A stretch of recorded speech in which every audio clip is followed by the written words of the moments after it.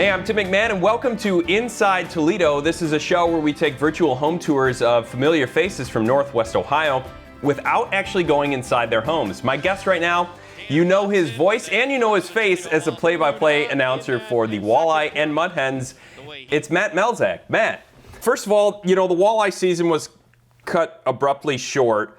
What's it been like since then as we've sort of settled into this new reality?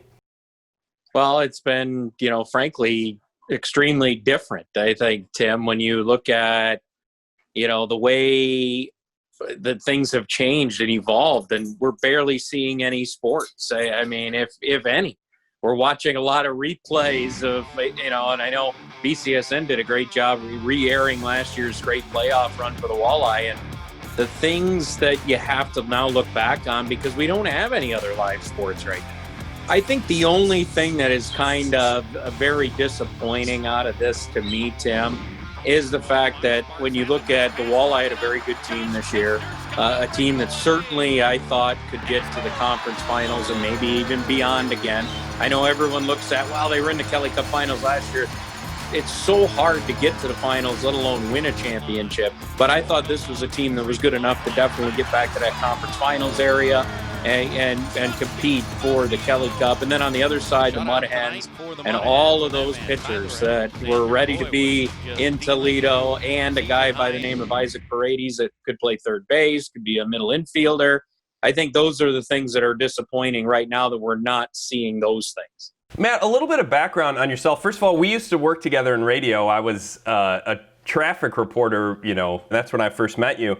But I've never actually sat down and talked to you about, your sort of career path and how you got into play-by-play, because I think that's a job that a lot of sports fans feel like, wow, I would love to do that. That'd be a dream job, the closest thing to being a player. How did you get into that? Well, it's interesting, Tim. I've always wanted to be a broadcaster, a play-by-play guy. I would go to bed at night, your parents tell you, hey, it's 9 o'clock, you got to go to bed.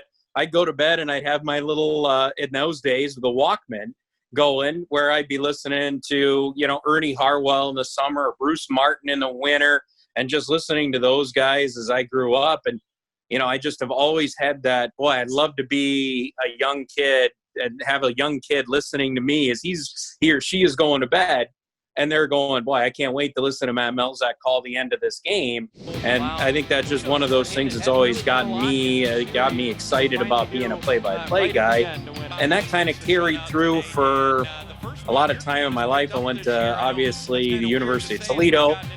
Kind of got going in radio a little bit, doing sports talk, doing some DJ talk, and then kind of got in through the sports radio connection, getting to know Mike Miller, who is, currently on radio in town now, and, has kind of become a mentor for me. At the time, he was a play-by-play voice of the New Jersey Devils, and it called a couple of Stanley Cups, and I started working with him doing a hockey show. And, sure enough, through that, I started making more and more connections. And it came where Bowling Green was looking for a play-by-play guy for a season in hockey. I thought, well, I'll give it a shot. And I was never a great hockey player, loved the game. But, I thought, hey, give it a shot, and did a year with that. Then Mike took over at the Storm and was able to move in there when he had an opening. And, and kind of been building from there. And, obviously going off to the Walleye and the Mud Hens coming along with that has been kind of a blessing. We see the players react so much with young fans, who might want to grow up and be hockey players someday. Is there ever a time where you interact with fans where they ever get to, I know at the Hens games you can sort of see the broadcast booth up there, but where you get to interact with people who might want to be in that business someday? Oh, yeah. I have countless times over the years. We've had young fans that have sat in the broadcast booth and have shadowed myself, Jim Weber, whether it's been hockey, whether it's been baseball, together with him, just to come in and see how it all goes. Very open to that, and a lot of young fans will come up and say something to you. It's great. I have no problem with it. I love chatting with them, and I think it's fun. Finds Winquist coming out to center ice. Winquist is across the line. Set it over to Crom. Crom, a shot, he scores! Shane Birchbach has set a new Toledo Walleye record for goals scored in a career with 112. This big crowd tonight giving him a standing ovation for that one, as that goal has tied this game at 1. And a curtain call for Shane Burschbeck. Sports in general, especially at the minor league level, has improved so much. And you look, and some of it has to do with the venues you're talking about. The way we look at sports, no matter what level you're at, it's a major league field. A lot of it started there with facilities, and it's branched to, the way the fans have reacted to sports at every level, including what we have here in Toledo, which is the best in the minor leagues. Good energy tonight for the Toledo Walleye. Buzzio couldn't keep control of the puck. Sparks has it, but his pass broken up. Josh Kestner's got a breakaway. And he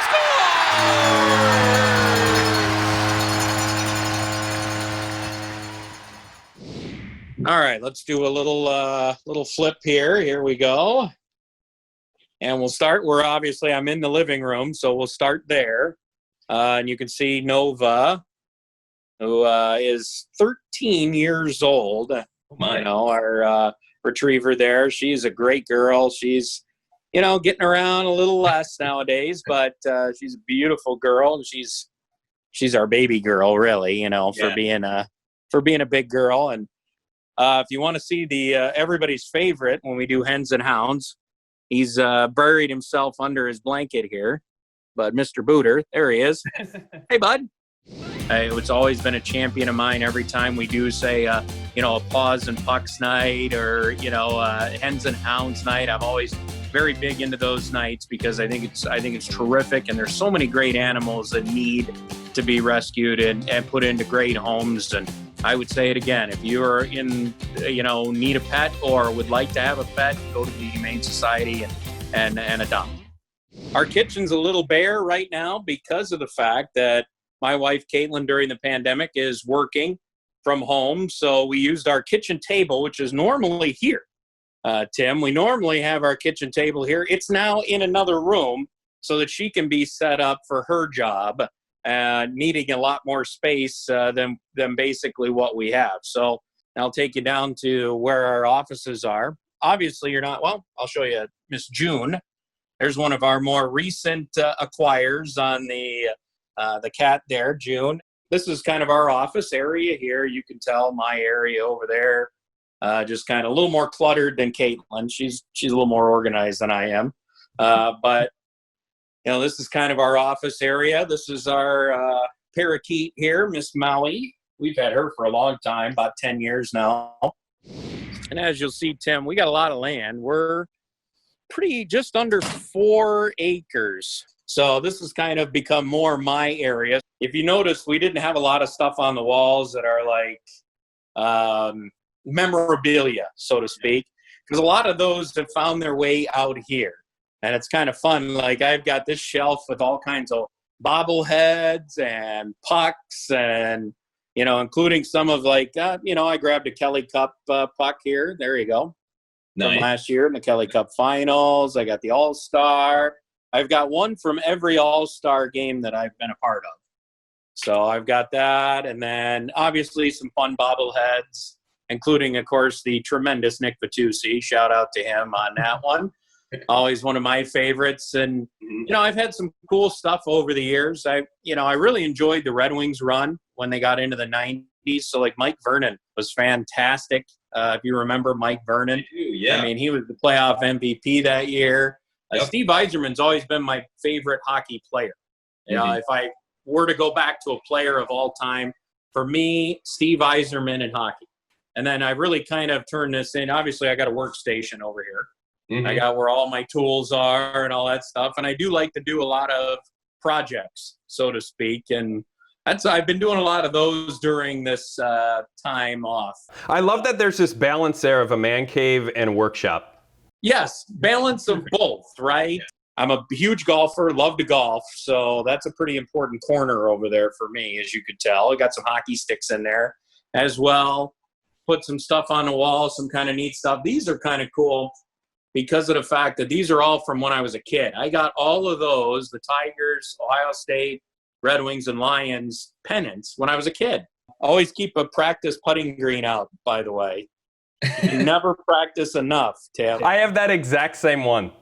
On your game, do you? Yes, I do. Yeah. A little rise to it as well, you know. I mean, you always got to be ready to go. You never know when you might need to do a couple of practice shots, right? Oh boy, pressure's on. Oh, and he missed. It was a one-handed putt. It was impressive for one-handed. So I'm going to walk you out to the barn. Was this house bought specifically because of the barn, or was this just a perk? No, but the barn happened to be there, which was very helpful. So, and then you got to add the fence work because of our pet pig that everybody likes that I talk about, and Kelty. And there she is. And she's out wandering around in her little pen area here. What's her name again? Come on over. Miss Kelty. Miss Kelty. Hello, Miss Kelty. Kelty. Yeah, Kelty. There you go. How are you, pretty girl, huh? You want to go screen up? There you go. Big. Yeah, she's a pretty girl, and she's just a miniature potbelly. Okay, so for those of us who don't have pigs, what's the big difference maybe between owning a pig and owning a dog or a cat? Maybe more of a traditional domestic pet, I guess. There's not a ton of differences. She's kind of just a bigger dog. I mean, obviously, she'll be outside more. She'll graze more. She'll eat a lot of grass. That's why you got some spots like this in my yard where I don't have any because, you know, she goes around and chews a lot of grass and does that. But the rest of the time, she's very much like just a big dog. And, you know, yeah, she'll come in, hang out with us for a while. And, you know, they're very similar. Well, thanks, Matt. I appreciate it. We obviously all can't wait to hear your voice and see your face back on, you know, Toledo radio waves and airwaves again. And thanks for taking us around and letting us see a little bit of your home and meeting your pets, especially Miss Kelty back there. Yeah, I knew you'd be fired up to see Miss Kelty. A lot of people are.